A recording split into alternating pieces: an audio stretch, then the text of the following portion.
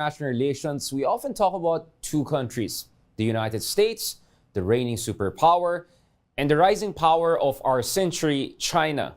Upon closer examination, though, the 21st century may actually belong to another superpower or rising power, and that is India. Earlier this year, India became the most populous country on earth, and also the year saw India emerging as the fastest growing major economy on earth. But what makes India quite special is its unwillingness to side with any of the two superpowers, while at the same time making the most out of all of its major bilateral and multilateral relationships. In fact, some would say that India has now invented or formalized and popularized a new way of approaching international relations, so-called multi-alignment. Under this strategy, India wants to maintain good relations with the West, but also it wants to reach out to China in order to avoid unnecessary conflict.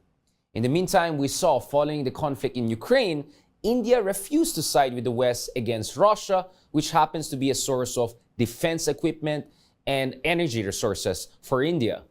But India is also becoming much more important to our region. In fact, bilateral relations between the Philippines and India have been on an upward trajectory over the past few years, especially after former President Rodrigo Duterte visited India and met Prime Minister Narendra Modi for the ASEAN-India Summit. One of the greatest signs of booming bilateral relations between the Philippines and India is the acquisition of the BrahMos supersonic missile systems. It is a milestone in bilateral defense relations, and the hope is that the bilateral relations will move into a new era as India becomes a more and more influential actor, not only in South Asia, its own backyard, but across the Indo-Pacific region and beyond. Today, we have a special guest who's going to help us to understand the rise of India in the 21st century, its multi-aligned and diversified foreign policy strategy, and of course, its bilateral relationship with the Philippines. Tonight, we're honored to be joined by Indian Ambassador to the Philippines, His Excellency Shambhu Santa Kumaran. Good evening, sir. Thank you for joining us. Good evening, Richard. Good to see you. I hope I got your name right. Absolutely. Yeah. Spot on. Thank you very much, Ambassador, for joining us. Of course, we really felt we needed you on our show because India now is like the big thing, and we'll discuss why it's the big thing, literally in many ways. I always felt that this discussion about the world as US versus China was very reductive, very unhelpful, but also factually incorrect in a sense that if you look at the picture, it's much more fluid and there are many rising powers. You can talk about Turkey and United Arab Emirates in the Middle East, for instance. You can even talk about some Eastern European countries. You can talk about Indonesia, right? There's so many rising powers to talk about. But among rising powers, there's one that really stands out. And of course, that's India, which now officially is the biggest country by population. Now, the thing is, as India becomes more and more prominent and it's getting the much deserved attention, people are wondering, where does India stand on things? And nowadays, it looks like the fad term is multi-alignment, right? I mean, we used to hear about non-alignment, the Nehruvian tradition in India. Can you tell us something about this, Ambassador? Is India really embracing multi-alignment or a new version of non-alignment? Where does India stand on things? Well, I would say India is India aligned. Yes. In that, I think fundamentally, like all countries, we would like to articulate our interests, seek complementarities with others. Obviously, we would prefer building deeper relationships with those with whom we have shared values. And in many cases, obviously, you have issues that require to be managed. Right. And in both in terms of promoting our interests and in terms of managing differences, it is sometimes inevitable that you have to work with groups of countries. Right. We don't work with formal treaty alliances, but we do have very deep and meaningful partnership with a range of countries. So in a sense, it's difficult to put a phrase to it, but I would say at the core of it, we are India aligned, but we're also very strongly global as a country. We've traditionally been very global in our outlook. We understand that as a big country, as you said, as the largest Biggest country now by population. by population, we do have a responsibility in terms of addressing the global issues of the day, and therefore we do engage very actively with a sense of global responsibility. It's not purely transactional in terms of India's own interests. We seek to build larger platforms. The Prime Minister, for instance, has come up with something like the International Solar Alliance. Right. We try to also increasingly reach into Indian culture and civilization. Right.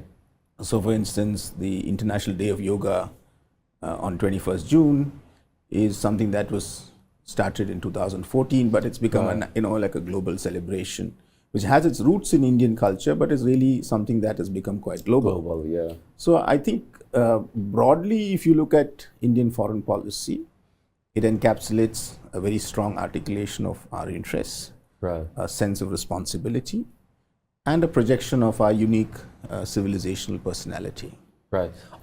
Ambassador, we'll go to a little bit of the controversial issues shortly, but I'm just curious, like, do you feel anxious that there's suddenly all of these expectations of India? I mean, a lot of us, in the punditry world, we have been talking about India, potential of India, but now it seems like that potential is finally being actualized. I mean, the fastest growing major economy in 2023, and given the demographic trend lines in India, given the whole China Plus, Apple coming in, the expectation is for the next 5 to 10 years, India will be a big thing and potentially the third largest economy sooner than later, right?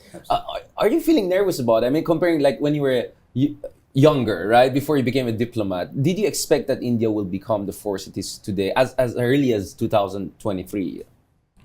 Somehow, I think in India we always had a sense that we had to play a larger role. Right. We felt that India was emerging. Obviously, we had a difficult experience with colonialism. Geographically, we had to confront new realities as we became independent. Right. There were geopolitical constraints that that were coming out of the Cold War. Right. Economically, some of the policies that we followed did not bear the results. They were the more state command-driven economy. The results were quite mixed at best. But I would say since 1990, particularly after the end of the Cold War and the opening up of the Indian economy and the sort of growing confidence of Indians in general, they've gone abroad, worked hard.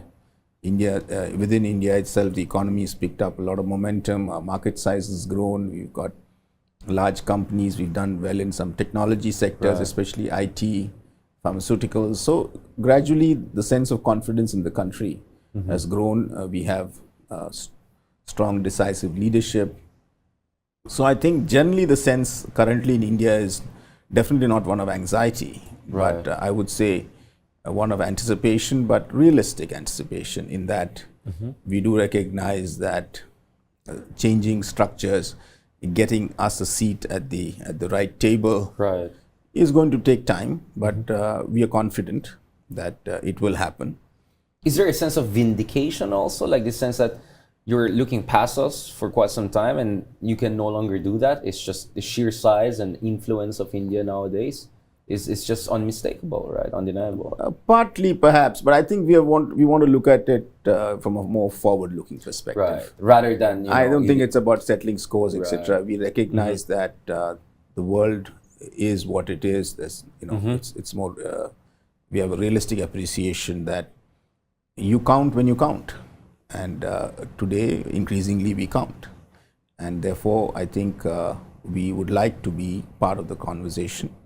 We are increasingly part of several conversations of consequence. The absence of the current multilateral structures, particularly the UN, to reflect the realities of the contemporary. I mean, India is not part of the permanent. It's still a mystery. I mean, I don't know. Maybe you want to correct us. I mean, there's still a debate about what are the exact circumstances behind India not being there. Some are saying that the late Prime Minister Jawaharlal Nehru was, I don't know, to make sure things don't get, because PRC China was not part of the UN until the 70s, right? The idea was that maybe they want to be part of it because they didn't want to legitimize the weird setup of the UN Permanent Security Council. But for a lot of us, I mean, regardless of what are the historical facts there, the idea that the second largest and now the first largest country by population is not part of the UN Permanent Security Council, it's just scandalously, outlying. I mean, it's just, you cannot deny it.